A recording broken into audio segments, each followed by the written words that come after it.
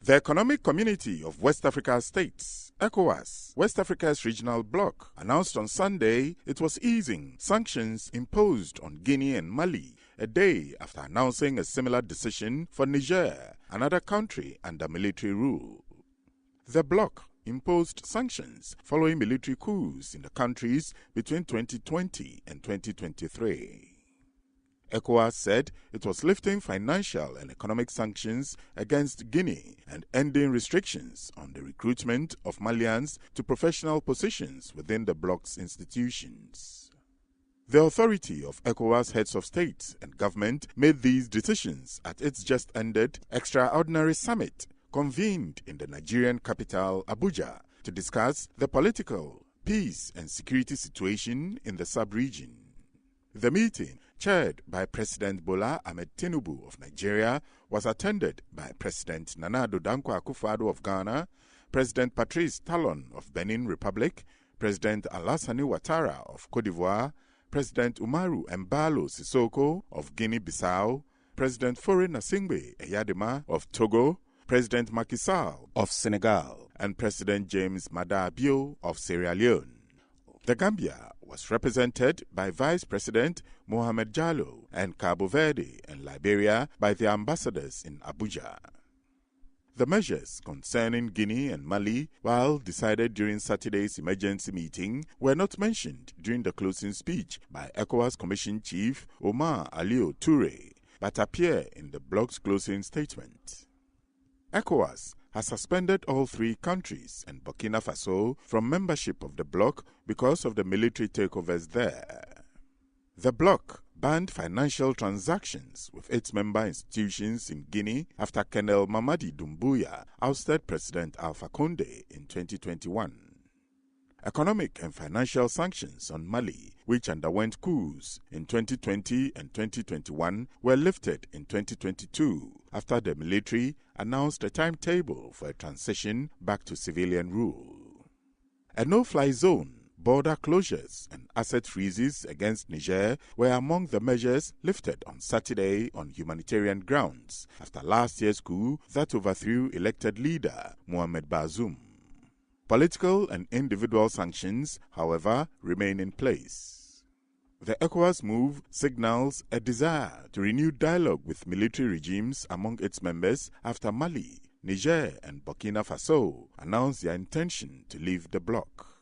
The three countries have formed an alliance and severed ties with traditional security partner France and forged closer relations with Russia, which is seeking greater influence in Africa. At the start of Saturday's Emergency Heads of State Summit in Abuja, Nigerian President Bola Tinubu said the community must re-examine its current approach to the quest for constitutional order in the four member states. Permit me to say that the complexity of the issues at hand necessitate a comprehensive and collaborative approach. Accordingly, it is incumbent upon also to engage in constructive dialogue, exercise prudent judgment, and work collectively towards finding enduring solution that will lead to a sustainable peace, security, as well as political stability in our region. The gravity of our responsibility as leaders in these challenging times cannot be overstated, and it is through our concerned effort and concerted efforts and a deep sense of history that we can address these challenges in the spirit of a shared vision, solidarity, and collective responsibilities. A one-day skills and leadership training summit has been held for over 1,000 teacher trainees at the Adan College of Education in the Adan East District of the Greater Accra region to equip them with entrepreneurial skills outside the teaching and academic profession. The one-day seminar aimed to empower the teacher trainees in entrepreneurship, leadership, and personal development to bridge the skills gap between the classroom and the job market. The seminar offered the trainees a platform where they join a community of inspiring individuals dedicated to empowering the next generation and creating their own businesses after school to reduce youth unemployment. Speaking to the media after the summit, the principal of the Ada College of Education, Professor Prince Boateng, explained that conferences of such nature are very essential for students. He noted that digitalization and entrepreneurship, which are key to the socio-economic development of the country, is now a central theme of tertiary institutions in Ghana. The reason of me organizing this for Ada College of Education community is that we need to mentor them. Mentoring is a continuous process, so that we mentor the students and then the staff for them to know what is really happening out there. There's a difference between what we learn in the classroom, though they are the basis of things that we do outside there, and then also what they practice there in actual sense. So this mentorship program, which we call the Success Africa, we have various experienced resource persons that came from all diverse ways or areas from Ghana. Professor Prince Boateng encouraged the students to learn new skills to develop their academic careers that go beyond the lecture hall, adding that students must add value with additional skills. He commended the government for its immense contribution towards the school and appealed for more support. He tells students, if you heard me right, he told students that they have to be very humble. They have to learn new things beyond the classroom or their lecture halls. They have to make sure that they add value to themselves. You can't just come as young teachers. You can't just come here and all what you want to do is I'm going out there to teach. It would be good that you have any business aside. Looking at the economic condition for Ghana in our country and even not only here, beyond as well, it will be very good that we become innovators. Albert Prempekusi, the director of Success Africa Foundation, a facilitator of the summit, in an interview said the goal of the training is to prepare the trainees for self-employment through training and mentoring, enhancing their competencies and building their social networks. He said the group will continue to inspire the youth to hone their skills through mentorship programs in schools, adding that the group is committed to extending the leadership and skills development programs to universities across the country for beneficiaries to learn from the experiences of distinguished members of the society. Came here to Ada College of Education to empower the students to understand the need why they need to prepare themselves for the job market. Now these trainees are being prepared as teachers, so we took it upon ourselves to offer them a bit more of professional development, letting them understand the critical role they play in shaping the lives of others. Therefore, it's important as trainees, they have that long-term bigger picture. They are able to learn so much, acquire other skills and other things that will help them to become relevant in today's digital and global space. So for us at Success Africa, we strongly believe that we are there to build capacities of young people, and as trainees, we took it upon ourselves to come here today to have this summit, to prepare them for the world of work, to prepare them to come out also of their shelf, to be able to start and run other businesses, to develop the entrepreneurial desire and the entrepreneurial spirit in them, just so that we can build and develop a better Ghana for ourselves and for our children's children. On her part, Shaukia Yakubu, a technical resource person for the summit, underscored that job opportunities in the country are less compared to the number of graduates every year, therefore the need for a paradigm shift. We believe that the foundation that is set here is very important. We have been here before and we know what adequate preparation from the tertiary institution right until when you start with your career actually benefits you as a person. So what we are here to do is to give them enough resources, give them enough information that will equip them enough for the job market out there. A lot of students do not know where they go from they go from here after they have gotten their certifications. And we are here to bridge that gap. We are here to ensure that after they leave school, they would already have a plan in place. They already know of all resources available to them that will help them excel as people in terms of their career and their personal lives. Some of the students share their views on the summit.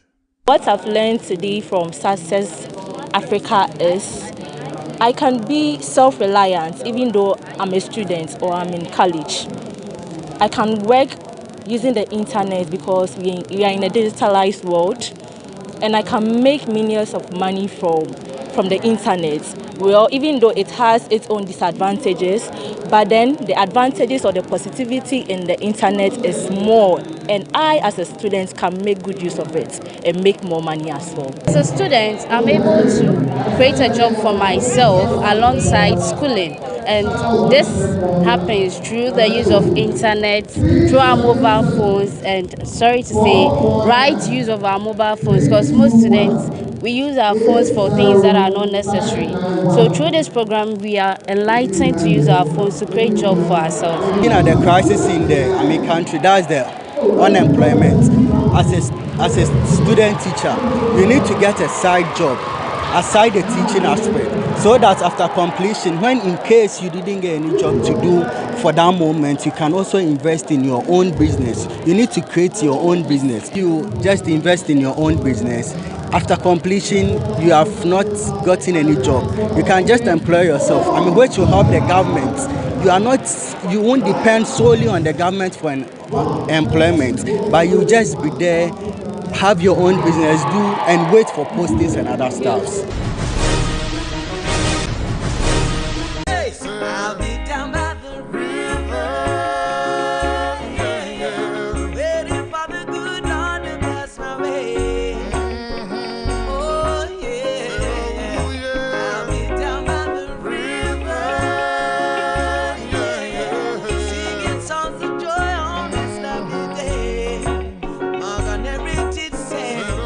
The Caribbean island of Jamaica and the reggae world are in a state of shock and mourning with the announcement of the death of Peter Morgan, the lead singer of Grammy Award-winning reggae band Morgan Heritage. The singer died on February 25th, according to a statement issued by the band. The group in the note shared their grief, stating that their beloved husband, father, son, brother and lead singer of Morgan Heritage, Peter Anthony Morgan, has ascended. The family thanked all in advance for the overwhelming love and support and asked for continued prayers as the family go through the grieving process. They also asked for respect for their privacy during this time of healing. The group did not disclose Peter's cause of death. He was 46 years old. Paying tribute to the departed Jamaican star, the Prime Minister of Jamaica said in a post on social media that his heart was heavy to learn of the passing of Peter Morgan of the world-renowned Morgan Heritage, and sent his deepest condolences to the Morgan family as they grieved this tremendous loss, which is also a colossal loss for Jamaica and reggae music. Peter Morgan was one of Jamaican singer Denroy Morgan's over 20 children.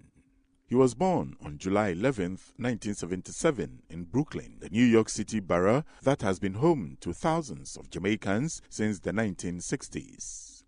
Morgan Heritage was formed in 1994 by 5 Morgan siblings. They were subsequently signed by MCA and released their debut album, Miracles, the same year. After the release of Miracles, the family moved to Denroy's homeland of Jamaica. In the years following, Una Morgan and Lux Morgan left the group and leaving Peter, Roy Grams Morgan and Mama Latel, Mr. Mojo Morgan. They successfully worked on group and individual projects, including collaborations with Ghana's Shatawale and Stoneboy. The group's 2015 album, Strictly Roots, won the Grammy Award in the Best Reggae Album category in 2016.